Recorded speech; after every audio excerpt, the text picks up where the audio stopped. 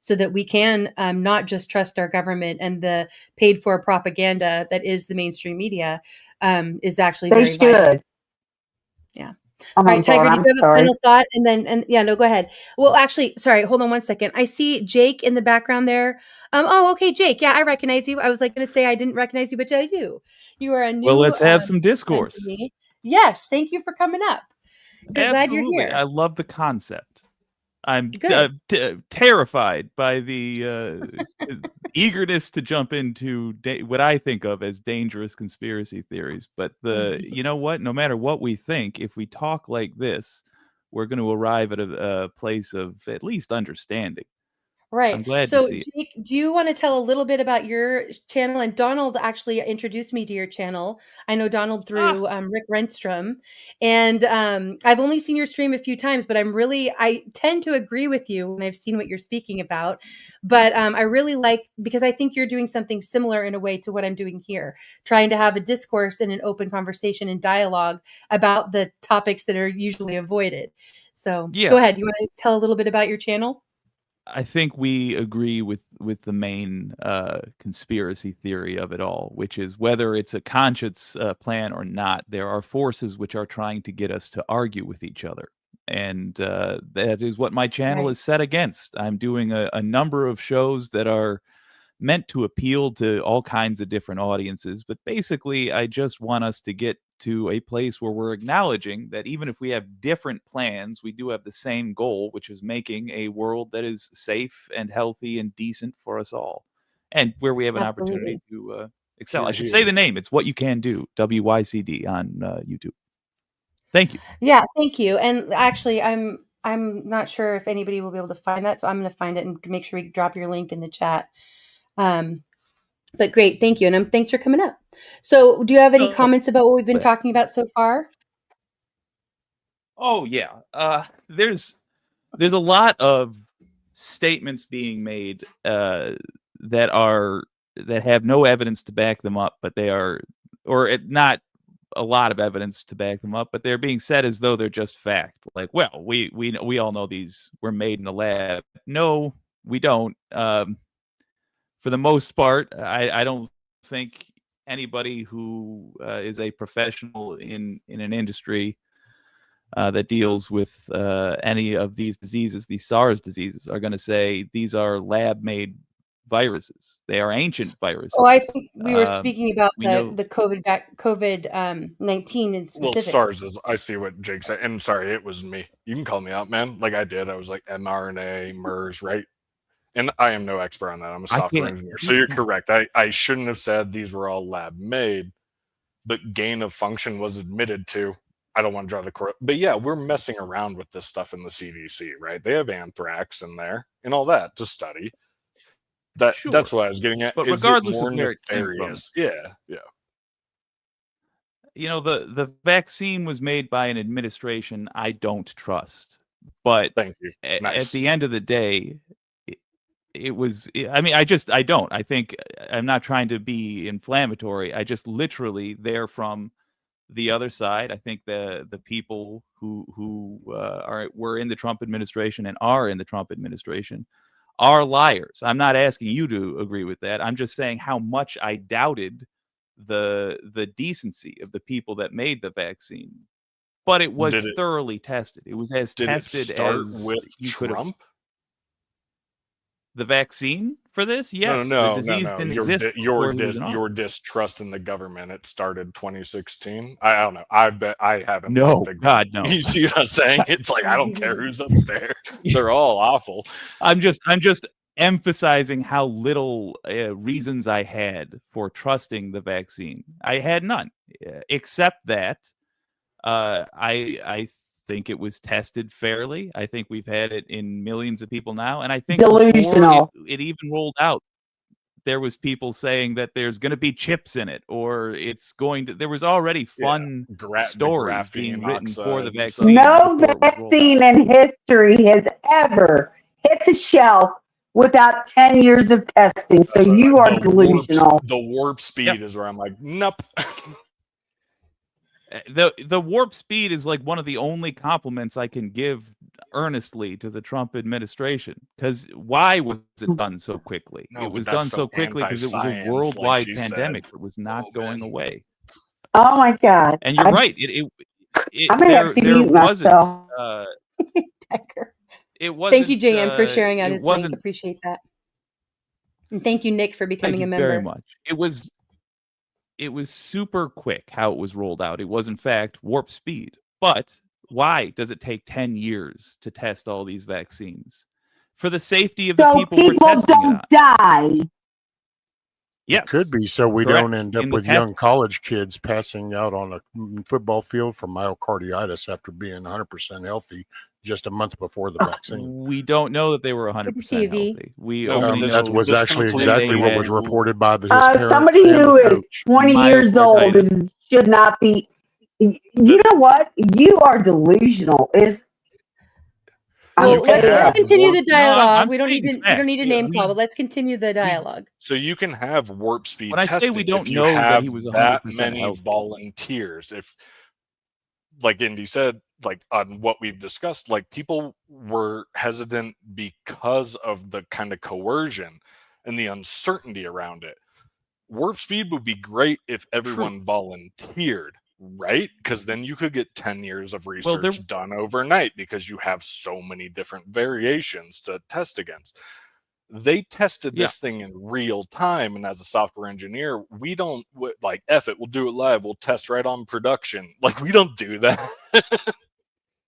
They actually force people to be scientific experiments. Yep, the volunteer. Well, I do think that they didn't force people because it was a choice. They coerced people, but it was always a choice. Okay, you're right. You're right. It is coercion, not force. My bad. And also uninformed And consent, because they didn't inform them of the information that they had. They didn't show, right, why it was under an emergency use and not actually approved fully and all of these other things. But I'm just saying, whenever you tell somebody, hey, you can have a job today and get a shot, or you can be unemployed and not. Right. Yeah. I lost my job because forced. I refused to get it. I was a public school teacher, so I worked for the state. My husband also worked for the state. And when it came time to it, I had already done the research. I'd already listened to all of the censored doctors and scientists and knew what was coming down the line. And so it was not a question for me at all. I knew that I was not going to apply and get it. But Jake, and I to know, your point, right, you're and saying, several why of does us. it take Hold on, so Growl. I know several long of to us. test these? Because people. Hold on, Growl. You just talked right over me. But yeah, so I do think that people were coerced. My husband chose to get it because we both work for the state in different areas. And like I said earlier, thankfully he didn't get the mRNA. So he didn't have any side effects. He got the Janssen. But I know many people that felt coerced in much the same way and did have side effects. And I know people that opted to take it because they felt it was the right thing to do, and they now have vaccine injuries. They have long-term health problems because they got these vaccines. So, I think Jake, I would just ask, do you believe in vaccine injuries from these vaccines? Do you think that those risks were worth taking Let's finish addressing the very first thing I was trying to say, which is the reason it was done quickly, because it's important to understand all the rest of this, including what you call vaccine injuries, the myocarditis. The reason it was done so quickly is that there was a worldwide pandemic. There still is, as a matter of fact. It has not gone away. We do not know what long-term effects COVID has, because this is a new disease. There is reason to believe myocarditis is a long-term effect of COVID. People who have not had the vaccine but have had COVID often get myocarditis. So because of all of this, I notice that in the name of a more interesting story, a lot of times what appear to be little details get worked in to make it seem like a more nefarious thing.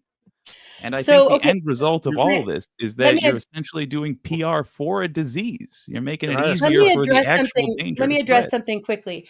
Do you agree that there are algorithms that keep us pigeonholed into echo chambers? And it connects. Let me connect the dots here. I'm parsing out. Yeah, I would say so. I don't really know what pigeonholed means, but I think I understand. Okay. Have you seen the, by any chance, the documentary A Social Dilemma? No. I would highly recommend watching it to anybody who hasn't seen it. It's a lot of the creators of social platforms such as Twitter, Facebook, YouTube, and they're talking about how they didn't understand at the time the effects that a lot of what they created would have on people. And but it also talks about how the algorithms that they used to help get people to focus on their platform, because it's all about getting, we're the consumers, we're the product, our energy. Yeah. So they're not monetization. No, they're getting us to stay focused on their platform. They're constantly sending us notifications. They're sending us things that they think are going to engage us. I actually have a quick video I'm going to pull up in a minute that will address this quick briefly. But that is something that is admitted to be happening. And I think part of the problem when we're addressing things like this is that it sounds like you and a couple other people in chat have been in completely different realms of information than what most of us here have been involved in. And so we're seeing totally different perspectives on the same issues because we're getting pigeonholed. And I mean like cornered into different echo chambers by algorithms that we have no control over. What do you use to verify that the information you're seeing from your chamber is correct? Right. So I watch the Congress hearings. Yes, I do. Like we've just played, and I don't know if you were here for that. When I get a chance. Yeah, I'll go to you right after this rescue. But for me, I started trusting a lot of the scientists and doctors that were being censored, the ones whose speech was being eliminated at that time. And a lot of them, like I said, Kerry Mullins, he's the one who created the PCR test, the one who created mRNA. Why did you start trusting the censored ones? I'm sorry. I thought that was because they were the ones who created the mRNA and the PCR. So I started with them. And then I also at the same time found out about the Smith-Mundt Act being revoked and how that had been changed so that our media is no longer independent. It's not a form of checks and balances any longer. They are complying with what they're being paid to do.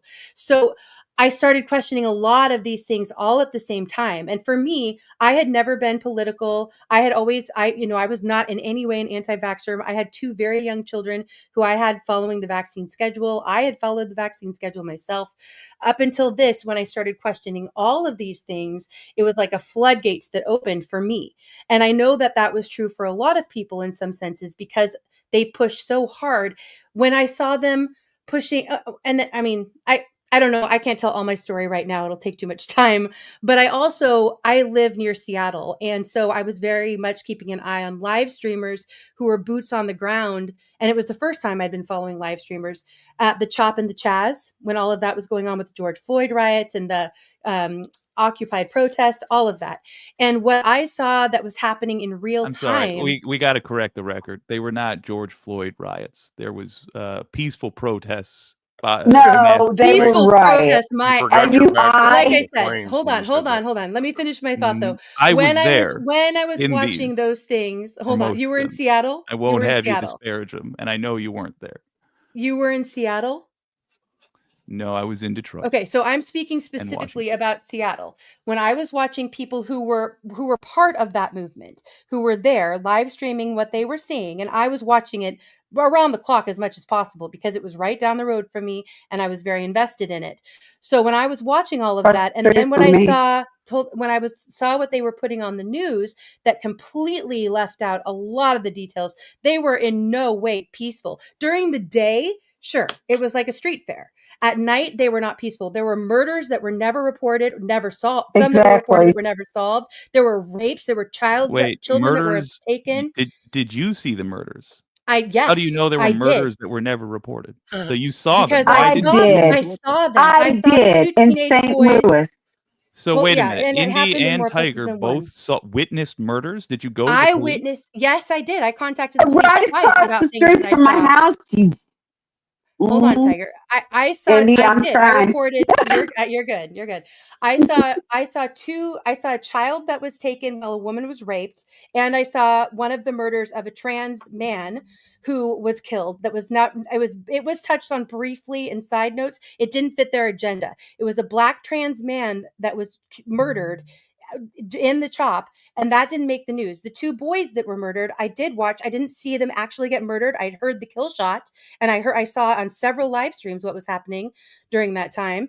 There's still been no charges for any of that. So were you there in person? No, I was watching the live streams of the different people who were there as part of that group. They were not people opposed to it. They were boots on the ground at the time. So you saw it on the internet. Many of them, including Raz Simone, in real time as it happened. So and some of them needed never to be found again. If a friend that you talk to that you know in real life, like you talk to them, and they were to actually go somewhere and then start to stream something and show you something, would that, if you started to tell somebody about that, would it still be valid since it's just your friend streaming it and it's on the internet? Or would it be that because you know a person and yes, they're live streaming something? So doesn't that make a difference? Like, doesn't the validity of it, or is it easy to just discard it? We had an ex-police officer up here with somebody that actually had legitimate conversations, knew off this whole thing. So there was, yeah, that's different. It wasn't just like footage from a thumbnail or something. It was actually a known person that was there. Listen, I just want to know what Jake's credentials are for all this BS he's up here talking. Well, he's a person with an opinion. Yeah.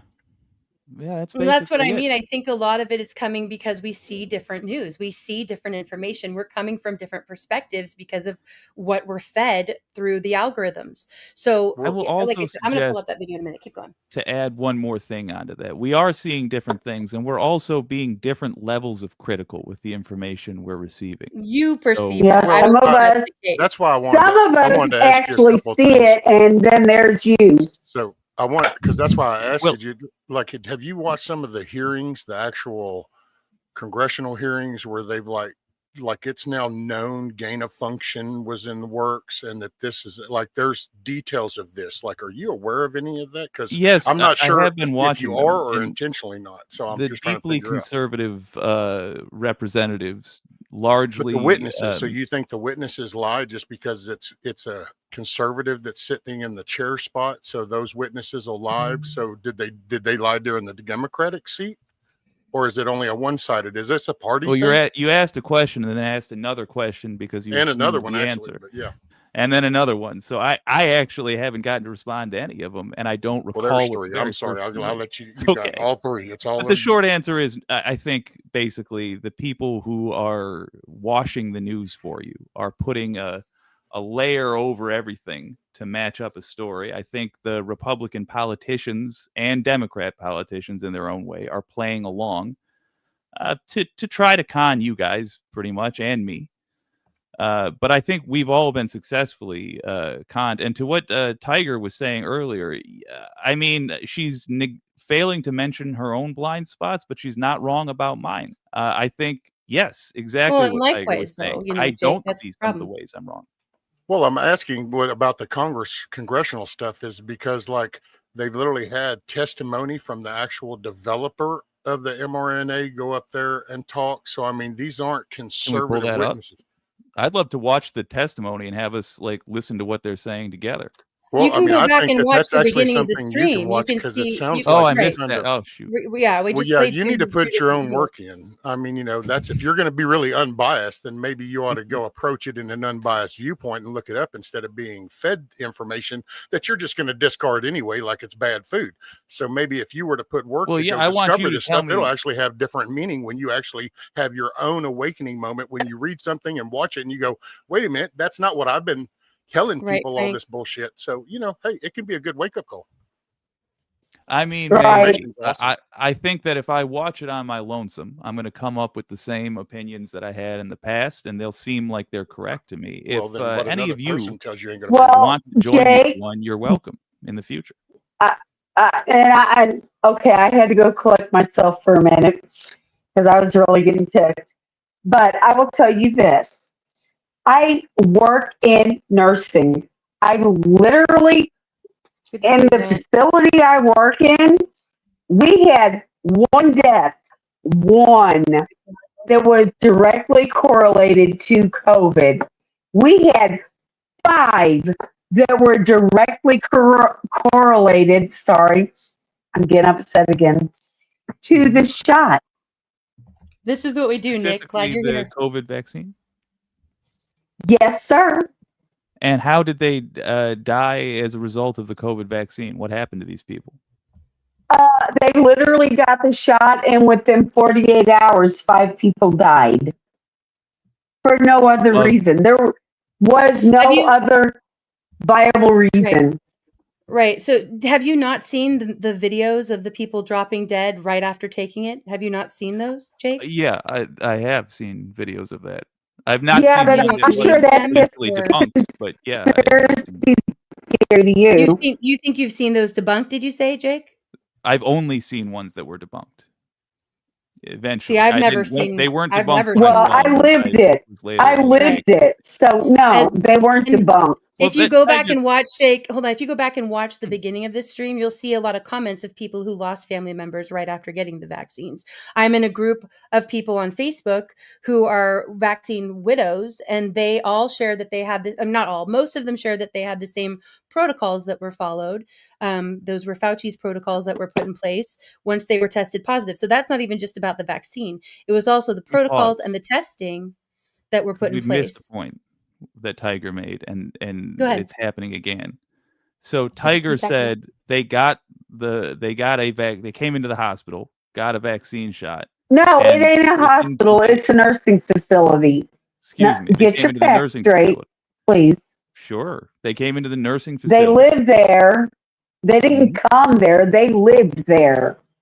I see. So during a pandemic, they were living in a nursing facility, received a shot, and within 48 hours... An assisted living facility. It's not like they were dying. Okay, an assisted living facility. The key thing that I'm hearing is that they received a shot and within 48 hours died. Is that correct? Yes, and that is exactly what is on their death certificates.